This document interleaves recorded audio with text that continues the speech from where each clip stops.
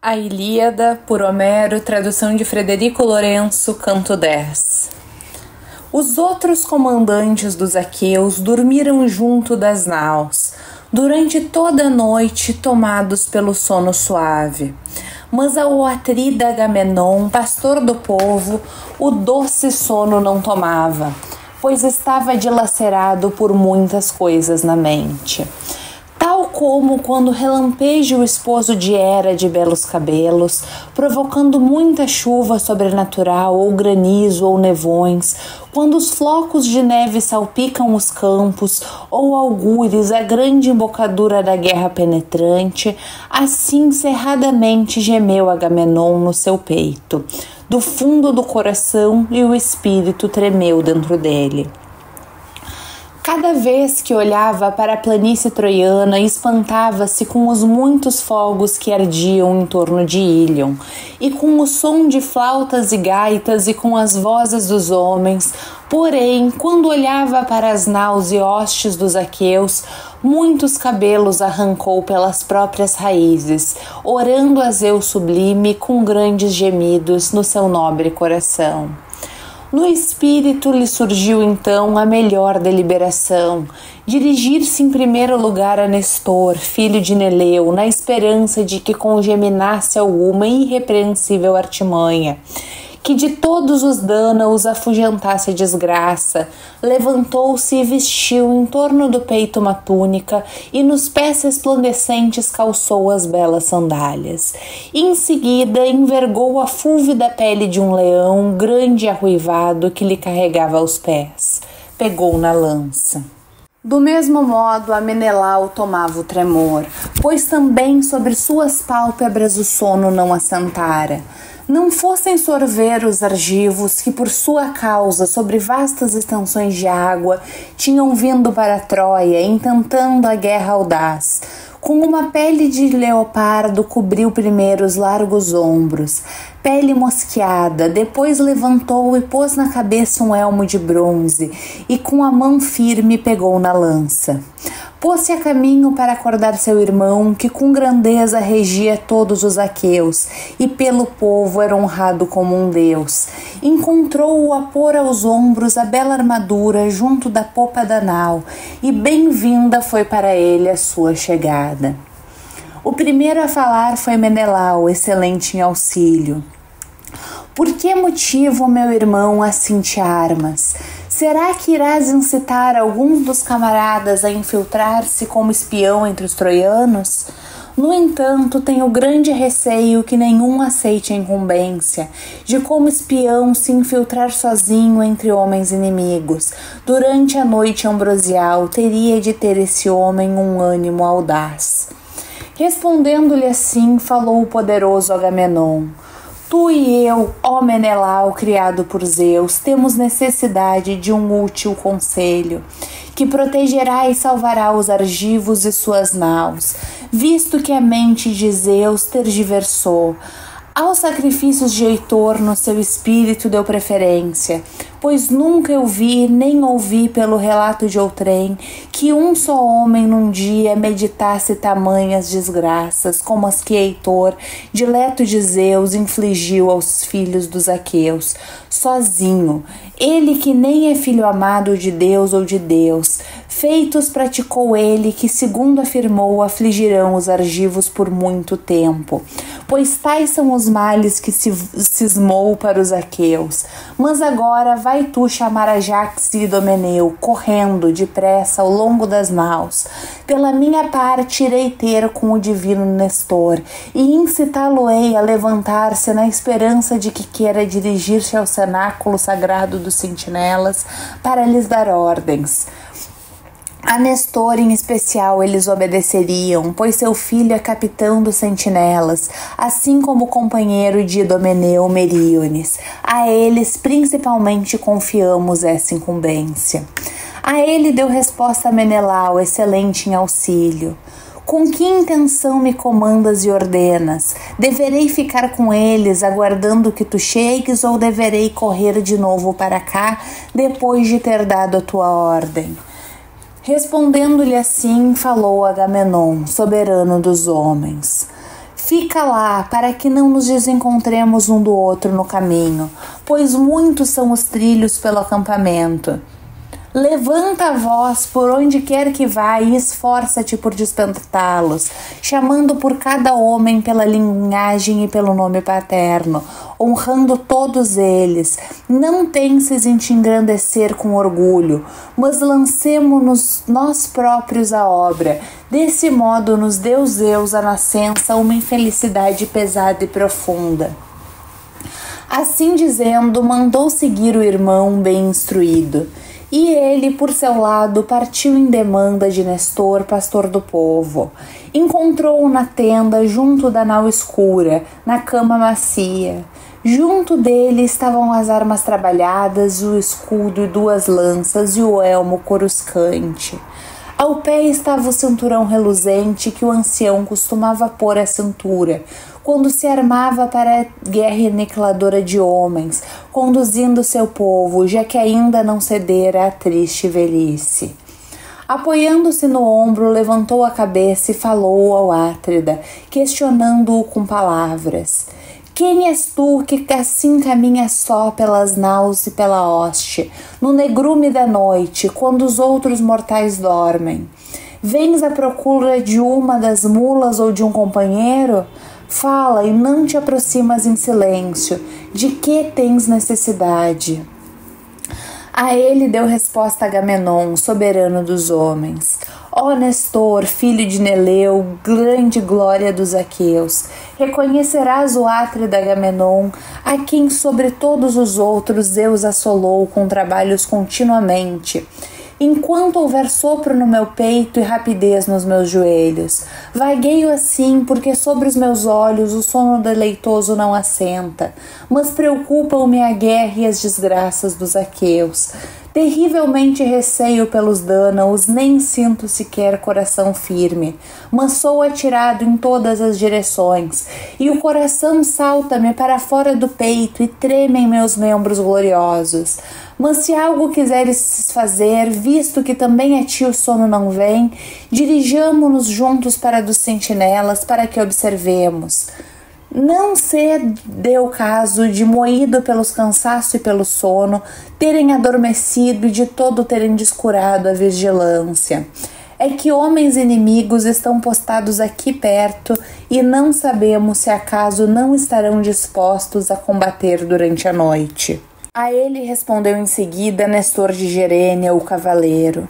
Atrida gloriosíssimo, Agamenon, soberano dos homens, de certo para Heitor não fará Zeus, o conselheiro, cumprir todos os pensamentos como ele agora espera. Penso antes que ele sofrerá desgraças piores que as nossas, no caso de Aquiles desviar seu coração da cólera ressentida. Seguir-te-ei de bom grado, despertemos também outros, tanto Tidida, famigerado pela lança, como Ulisses. E o célere Ajax e Meges, o valente filho de Fileu. Mas que além desses alguém vá também chamar Ajax, semelhante aos deuses, soberano de Domeneu, pois as naus deles são as mais afastadas, perto não estão. Mas por muito que o estime e respeite, repreenderei Menelau. Mesmo que me leve a mal, não disfarçarei, por ele estar dormindo, recaindo sobre ti esse trabalho. Agora deveria ele ter se esforçado a chamar todos os nobres, pois sobreveio uma necessidade que já não se pode aguentar. A ele deu resposta Agamenon, soberano dos homens. Ó ancião, noutra altura te incitarei a repreendê-lo, já que a miúde não ligas as coisas e quer esforçar-se. Porém, sem ceder à preguiça nem à irresponsabilidade, mas porque põe os olhos em mim e aguarda a minha liderança. Mas dessa vez acordou e levantou-se antes de mim, e eu próprio mandei chamar aqueles que referiste. Ponhamo-nos a caminho, encontrá-lo-emos à frente dos portões com os sentinelas, pois foi lá que ordenei que se reunissem. A ele respondeu em seguida Nestor de Gerênia, o cavaleiro. Desta maneira nenhum dos argivos o repreenderá ou lhe desobedecerá. quando ele incitar outro ou der ordens. Assim falando, vestiu sobre o peito a túnica e nos pés resplandecentes calçou as belas sandálias. E segurou também em volta da túnica purpúrea, ampla e de dobra dupla, sobre a qual o pelo era espesso. Pegou numa forte lança aguçada com bronze afiado e caminhou ao longo das naus dos aqueus vestidos de bronze.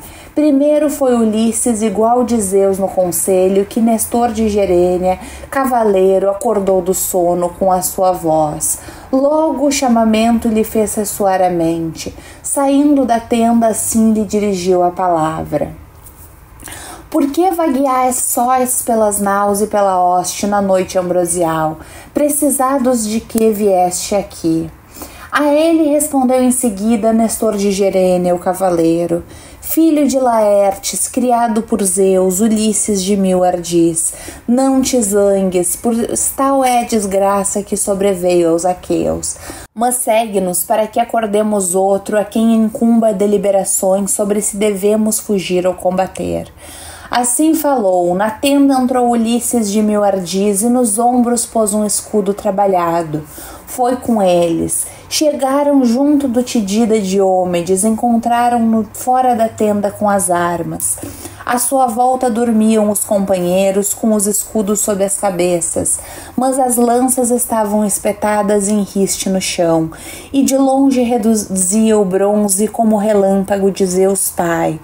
O herói dormia. Debaixo dele estava estendida a pele de um boi campestre, e sob sua cabeça estava esticado um tapete brilhante. Postando-se junto dele, Nestor de Gerênia, o cavaleiro, acordou-o. Com o movimento do seu pé incitou-o e repreendeu. Levanta-te, ó filho de Tideu, por que dormes toda a noite? Não sabes tu que os troianos, na zona alta da planície, estão acampados junto às naus e que exíguos passos detêm? Assim falou e Diomedes acordou muito depressa do sono e falando lhe proferiu palavras aladas. És rijo, ó ancião, e do esforço nunca desistes. Não há outros mais novos, filhos dos aqueus, que depois pudessem ir acordar cada um dos reis, andando por todo lado, mas tu, ó ancião, és intratável. Respondendo-lhe assim, falou Nestor de Gerênia, o cavaleiro. Tudo o que disseste, ó amigo, foi na medida certa. Tenho filhos irrepreensíveis e hostes numerosas. Destes qualquer um se poria a caminho para chamar os outros. Mas grande é a necessidade que sobreveio aos aqueus, pois agora para todos se coloca o fio da navalha. Ou a destruição funesta para os aqueus, ou a sobrevivência. Mas agora vai acordar o célere Ajax e o filho de Fileu, já que tu és mais novo, caso de mim tenhas pena. Assim falou, e Diomedes pôs aos ombros a pele de um leão grande e arruivado que lhe chegava aos pés. Pegou na lança e o herói pôs-se a caminho para acordar e trazer os outros. Depois que se imiscuíram no meio dos sentinelas reunidos, não encontraram os comandantes dos sentinelas dormindo, mas todos estavam ali sentados com suas armas, acordados. Tal como no redil os cães estão de guarda em volta das ovelhas, tendo ouvido a fera destemida que através da floresta vem dos montes e se levanta em torno dela um grande alarido de homens e de cães, assim para eles o sono desapareceu. Assim de suas pálpebras desaparecer o sono deleitoso, mantendo vigília na noite ruim, pois constantemente se viravam para a planície à espera do avanço dos troianos. Ao vê-lo se alegrou o ancião, encorajando-os com o discurso e falando-lhe proferiu palavras aladas. Desta maneira, queridos filhos, mantende a vigília, que de ninguém o sono se apodere para não proporcionarmos alegria aos inimigos. Assim dizendo, depressa atravessou a vala, Com ele seguiram os reis dos argivos, quando foram convocados para o concílio, e com eles foram Meríones e Obélio, filho de Nestor. Eles próprios chamaram para que participassem do concílio. Atravessaram a vala escavada e sentaram-se em local puro, onde o chão estava livre dos cadáveres dos que tomaram. Lá onde o temido Heitor desistira de matar aqueus quando a noite em derredor o ocultara. Aí se sentaram e dirigiram palavras uns aos outros. Entre eles, o primeiro a falar foi Nestor de Gerênia, o cavaleiro. Amigos, será que não há nenhum homem que confie em seu espírito audacioso para entre os magnânimos troianos se infiltrar? Poderia acaso se tornar algum dos inimigos que ficou para trás, ou ouvir algum rumor entre os troianos que os conselheiros trocam entre si, se hão de ficar onde estão, afastados das naus, ou se hão de regressar à cidade, uma vez que já deixaram os aqueus na mó de baixo. Tudo isso ele poderia saber e de novo regressar para nós, incólume. Grande seria sob o céu seu renome entre todos os homens, e sua seria uma dádiva honrosa, pois todos quantos detêm o poder sobre as naus, desses cada um lhe daria uma ovelha negra a amamentar seu cordeiro. Prenda não há que com essa se assemelhe, e para sempre ele estará presente nos banquetes e festins. Assim falou, e todos eles permaneceram em silêncio. Então entre eles falou Diomedes, excelente em auxílio. Nestor, o meu coração e o meu espírito orgulhoso incitam-me a entrar no acampamento aqui perto dos inimigos, os troianos. Porém, se outro homem comigo viesse, maior seria o apoio e também maior a audácia. Quando dois se põem a caminho, um discerne antes do outro, o que é mais proveitoso, ao passo que quando é um só a discernir, o curto pensamento, a tênue astúcia. Assim falou, e muitos quiseram seguir com Diomedes. Quiseram ambos os ajantes, seguidores de Ares, quis Meríones, e muito quis o filho de Nestor. Quis o Atrida, Menelau, famoso pela lança, quis o paciente Ulisses meter-se entre a turba dos troianos, pois sempre audaz era o espírito na sua mente. Entre eles falou então Agamenon, soberano dos homens. Tidida Diomedes, que encantas meu coração. Escolherás, pois, o companheiro que tu quiser, o melhor dos que apareceram, visto que muitos estão dispostos. Não deixes para trás o melhor homem por pudor no teu espírito, levando contigo um pior por cederes ao pudor, olhando só para a linhagem, mesmo que seja detentor de maior realeza. Assim falou, receoso por causa do loiro Menelau, mas de novo entre Diomedes falou, excelente em auxílio. Se me ordenais que eu escolha um companheiro, como me esqueceria eu do divino Ulisses, cujo coração e espírito orgulhoso o exaltam, em todos os esforços e estima o Palas Atena. Se ele me seguisse, até do fogo ardente regressaríamos, pois superior ele é no entendimento. A ele deu resposta o sofredor e divino Ulisses. Tidida, não me louves nem repreendas em demasia. Dizes coisas entre os argivos que eles já sabem. Mas vamos, pois a noite se esvai e a aurora se aproxima. Os astros já avançaram e já passaram mais de 2/3 da noite. Só nos resta agora a terceira parte. Assim falando, envergaram suas armas terríveis. Ao Tidida deu Transímedes, tenaz em combate, uma espada de 2 gumes, pois a sua ficara junto da nau, e um escudo. Na cabeça pôs um elmo de couro taurino, sem corno e sem penacho, elmo que se chama acachapado, que protege a cabeça dos mancebos vigorosos. Meríones deu a Ulisses um arco e uma aljava, e uma espada, e pôs-lhe na cabeça um elmo feito de couro retesado por dentro, com muitas tiras de cabedal. Por fora, cerradas, estavam dispostas as brancas presas de um javali, de reluzentes colmilhos, desse lado e daquele, com excelência e perícia, e por dentro havia um forro de pano. Era um elmo que outrora Eleunte, Amintor, filho de Óremo, autólico roubara, tendo forçado a entrada no robusto palácio. Deu-o depois a Anfidamarte de Citera para o levar à Escandeia. Anfidamarte deu-o a Molo como presente de hospitalidade, e ele deu-o a seu filho Meríones para ele usar, e agora fora posto para cobrir a cabeça de Ulisses. Depois que eles envergaram suas armas terríveis, puseram-se a caminho e lá deixaram todos os comandantes. Como portento, Palas Atenas lhes enviou do lado direito uma garça, perto do caminho. Não a viram com os olhos no negrume da noite, mas ouviram-na chamar. E Ulisses alegrou-se com a ave e assim rezou a Atena.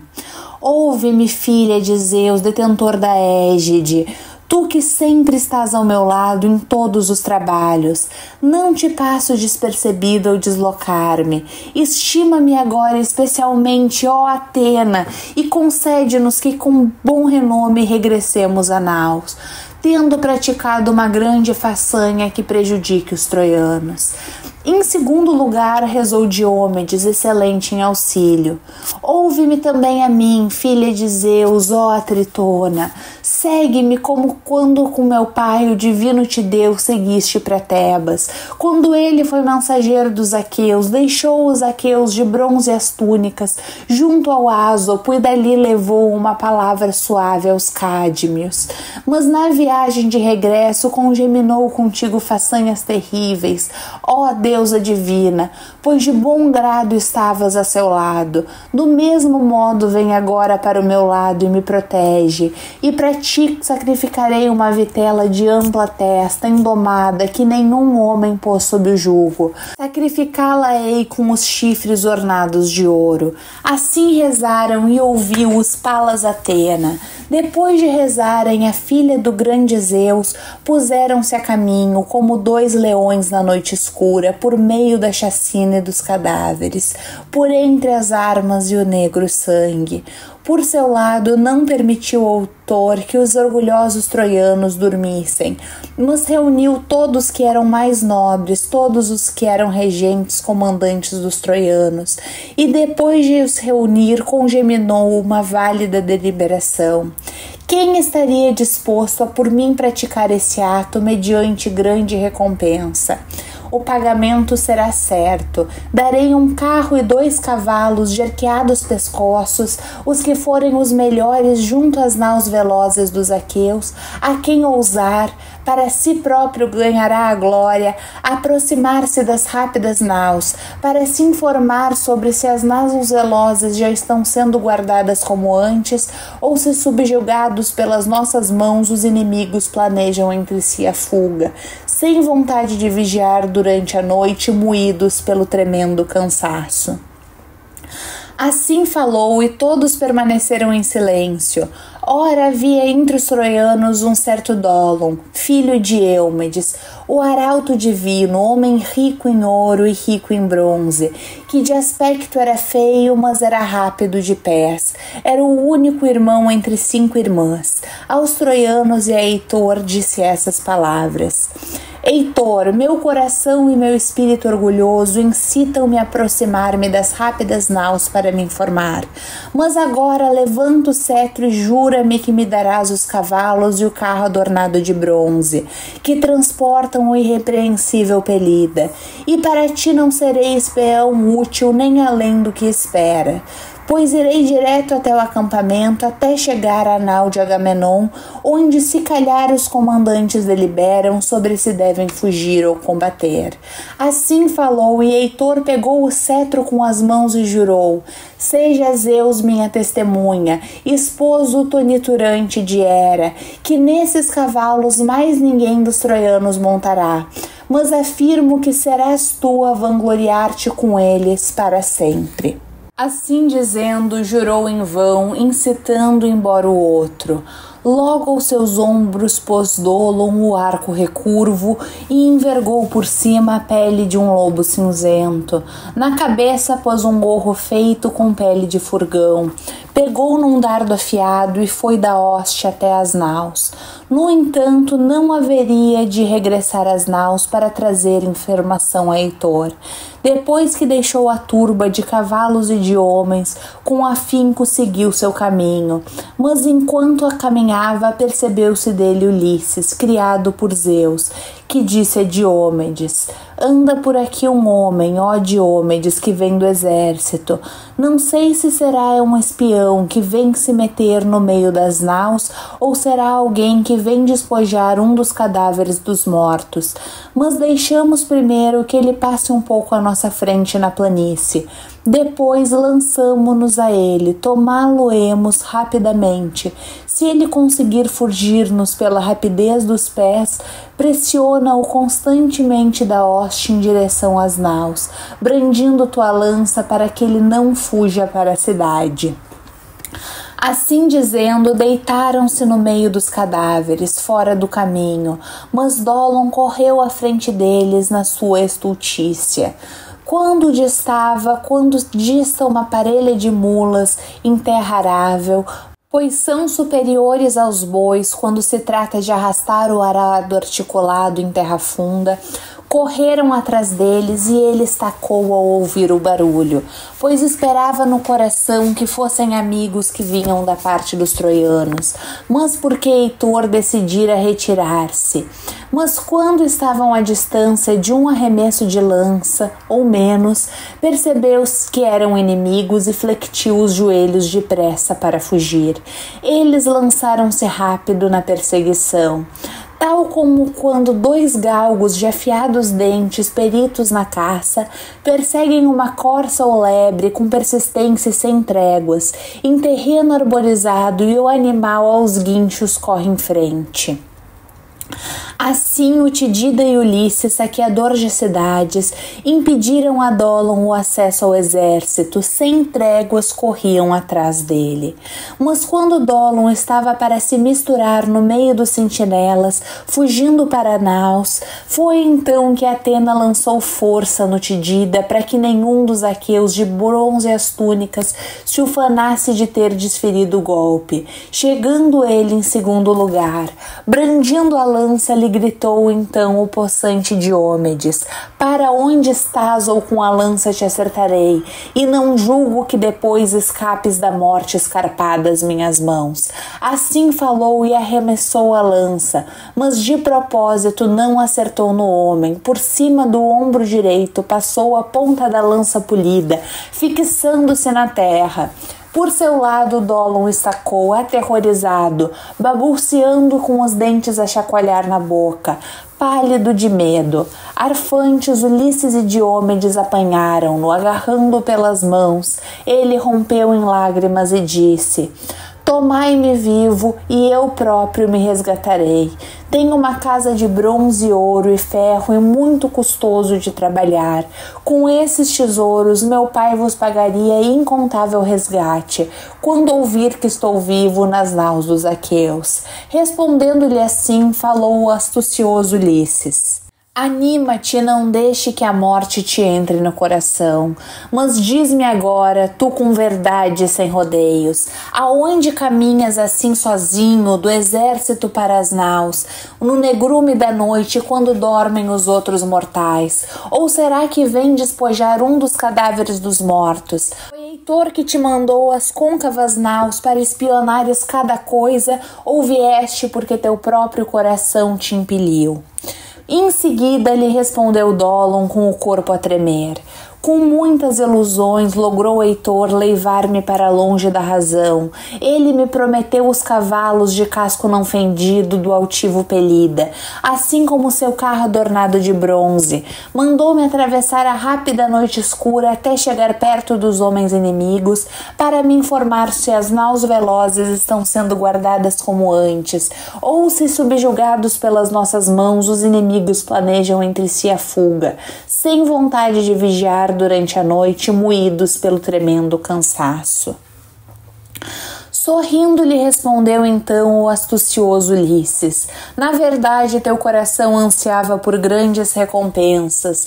Os cavalos do fogoso Eácida, mas difíceis são eles de ser dominados ou conduzidos por homens mortais, à exceção de Aquiles, a quem gerou uma mãe imortal.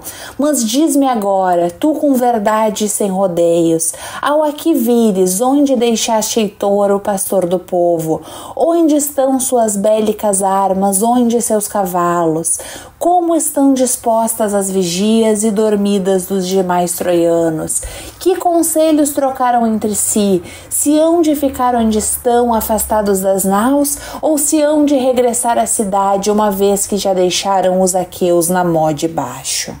Respondendo-lhe, assim falou Dólon, filho de Eúmedes: então dir-te-ei essas coisas com verdade sem rodeios. Heitor, com todos aqueles que são conselheiros, deliberam junto ao túmulo do divino Ilo, longe da confusão. Quanto à vigilância de que falas, ó herói, nenhuma foi escolhida para vigiar e guardar o exército. Todos que estão junto dos fogos por necessidade mantêm-se acordados e ordenam uns aos outros que vigiam. Mas os aliados, provindos de muitas guerras, dormem, pois deixam aos troianos a tarefa de vigiar, visto que eles não têm perto nem seus filhos nem as mulheres. Respondendo-lhe assim, falou o astucioso Ulisses: de que modo dormem eles, misturados entre os troianos domadores de cavalos ou à parte? Diz-me para que eu saiba. Respondendo-lhe assim, falou Dólon, filho de Eúmedes: então dir-te-ei estas coisas com verdade sem rodeios. Para o lado do mar estão os cários, os peônios de arcos recurvos, e os léleges, e os calcones, e os divinos pelasgos. Para as bandas de Trimbra ficaram os lícios, os mísios senhoris, frígios domadores de cavalos e meônios dos carros de combate. Mas por que sobre todas essas coisas me interrogais? Se quereis entrar no meio da turba dos troianos, afastados estão os trácios, adventícios e os últimos de todos. Entre eles está o rei Reso, filho de Eioneu. Deles são os cavalos maiores e mais belos que alguma vez vi. São mais brancos que a neve e mais velozes como o vento. O carro está bem embutido com ouro e prata, e enormes armas de ouro, maravilha de se ver, trouxe ele. Armas que a homens mortais não fica bem envergar, mas tão somente aos deuses imortais. Mas levai-me agora para as naus velozes, ou aqui deixai-me atado com corrente cruel, para que vos ponhais a caminho, para não testardes se aquilo que vos disse está certo ou não. Fitando-o com sobrolho carregado, disse o possante Diomedes: por mim, ó Dólon, em teu coração não ponhas a fuga, ainda que tenhas anunciado coisas úteis ao caíres nas nossas mãos. Pois, na verdade, se nós te soltarmos e te deixarmos ir, noutra altura virás de novo às naus velozes dos aqueus, ou para espiares, ou então para combateres as claras. Por outro lado, se subjugado às minhas mãos morreres, nunca mais serás motivos de incômodos para os argivos. Falou e Dólon estava prestes a tocar-lhe no queixo com a mão firme para suplicar, mas no meio do pescoço com a espada lhe desferiu Diomedes de um golpe e cortou os tendões, e a cabeça de Dólon proferia ainda sons ao bater na terra. Em seguida tiraram-lhe da cabeça o gorro feito de pele de furão e a pele de lobo, assim como o arco recurvo e a lança comprida. Essas coisas ergueu Ulisses a Atena, deusa das pilhagens, com a mão rezando proferiu essas palavras: regozija-te, ó deusa, com estes despojos. É primeiro a ti de todos os deuses do Olimpo que invocamos. Manda-nos para junto dos cavalos e dos dormidas dos trácios. Assim falou e ergueu bem alto os despojos e deitou-os em cima de uma tamargueira. Por cima colocou um sinal visível, atando juncos e ramos frondosos da tamargueira, para não arriscarem a não dar com o luar na rápida morte escura. Avançaram por entre os cadáveres e o negro sangue, e rapidamente chegaram ao local onde estavam os homens trácios. Eles dormiam, moídos pelo cansaço tremendo, e em seu redor jaziam no chão as belas armas, bem ordenadas em 3 filas. Junto de cada homem estava a parelha de cavalos. Rezo dormia no meio deles, e junto deles os céleres corcéis estavam presos pelas rédeas de alto rebordo do carro de combate. Foi ele que Ulisses viu em primeiro lugar e indicou a Diomedes. Este, ó Diomedes, é o homem, e estes são os cavalos de que nos falou Dólon, que nós matamos. Mas agora mostra a força possante.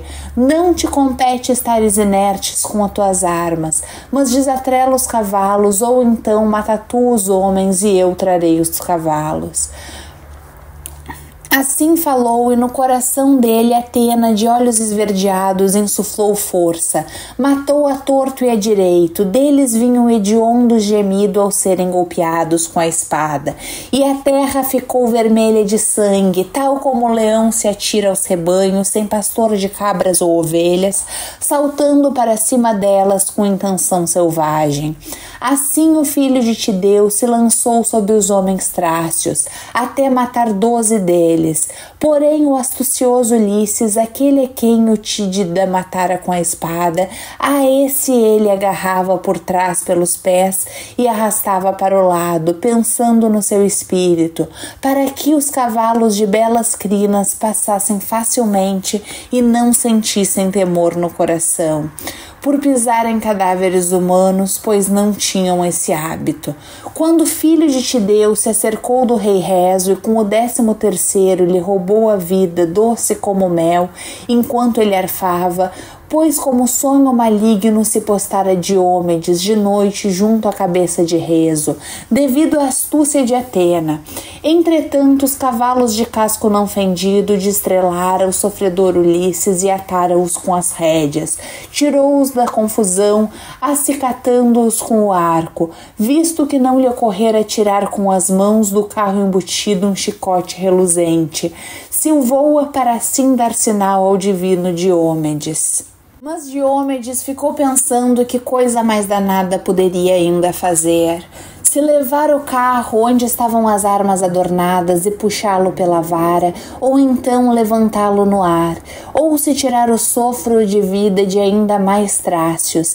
Enquanto ponderava em seu espírito, aproximou-se Atena e, postando-se ali perto, assim falou ao divino Diomedes: Lembra-te do teu regresso, ó filho do magnânimo Tideu, para as côncavas naus, para que não corras em fuga, de modo que acaso outro deus não desperte os troianos. Assim disse, e ele, reconhecendo a voz da deusa que lhe falava, rapidamente montou nos cavalos e Ulisses acicatou-os com o arco. Cavalgaram em direção às naus velozes dos aqueus. Porém, não foi cega a vigília de Apolo do arco de prata quando viu Atena prestando ajuda ao filho de Tideu. Furioso contra ela, se imiscuiu entre a turba dos troianos e despertou o conselheiro dos trácios, Hipocoonte, nobre parente de Rezo. Esse acordou do sono quando viu o lugar vazio, onde antes estavam os céleres corcéis. Os homens arfantes, no meio da hedionda chacina, gemeu e chamou pelo nome de seu companheiro amado.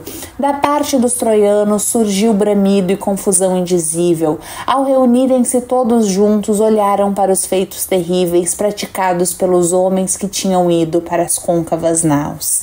Assim que eles chegaram ao sítio onde mataram o espião de Heitor, refreou os céleres corcéis Ulisses, dileto de Zeus.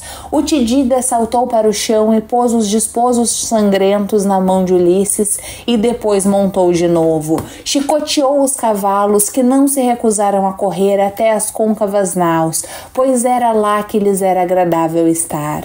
Nestor foi o primeiro a ouvir o som e assim falou, dizendo: Amigos, regentes e comandantes dos Argivos, deverei disfarçar ou dizer a verdade, mas o coração impele-me a falar. Fere-me os ouvidos o barulho dos céleres corcéis. Oxalá Ulisses e possante Diomedes assim tenham conduzido de junto dos troianos cavalos de casco não fendido. Mas terrivelmente receio no meu espírito que os melhores dos argivos tenham sofrido algum mal à arremetida troiana. Não acabara ainda de falar quando eles próprios chegaram. Saltaram para o chão e os outros o saudaram com apertos de mãos e palavras suaves. O primeiro a falar foi Nestor de Gerênia, o cavaleiro.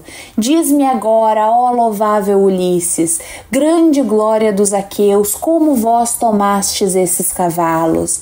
Foi por terdes entrado no meio da turba dos troianos, ou um Deus que vos encontrou a vós os deus?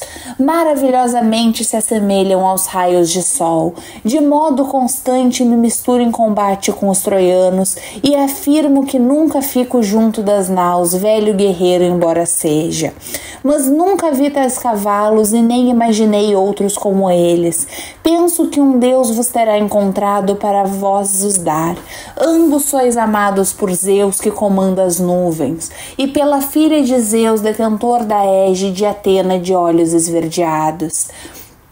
Respondendo-lhe, assim falou o astucioso Ulisses: ó Nestor, filho de Neleu, grande glória dos aqueus, facilmente o Deus que assim quisesse daria cavalos melhores que esses, pois os deuses são de longe superiores. Esses cavalos, ó ancião, a que alude, são trácios e adventícios. Seu amo matou o excelente Diomedes, e com ele companheiros todos nobres, e como 13º matamos um espião perto das naus, para espiar o nosso acampamento e enviar Heitor e os outros orgulhosos troianos. Assim falou e conduziu os cavalos de casco não fendido através da vala. Exultante, com ele foram os outros aqueus, regozijando-se. Quando chegaram à tenda bem construída do Tidida, com belas correias ataram os cavalos. A hípica manjedoura, onde estavam os velozes cavalos de Diomedes, mastigando trigo doce como mel, e na popa da nau colocou Ulisses os despojos sangrentos de Dólon, até que oferecesse um sacrifício a Atena. Eles próprios entraram no mar para lavar das pernas e das coxas e do pescoço suor abundante. Depois que a onda do mar lavar o suor abundante dos seus corpos e lhes refrescar o coração, foram tomar banho em banheiras polidas. Tendo ambos tomado banho e ungido com azeite, sentaram-se a jantar, e da taça repleta tiraram vinho doce como mel e ofereceram libações a Atena. Fim do 10º canto. Volto, como sempre, assim que der, com o 11º.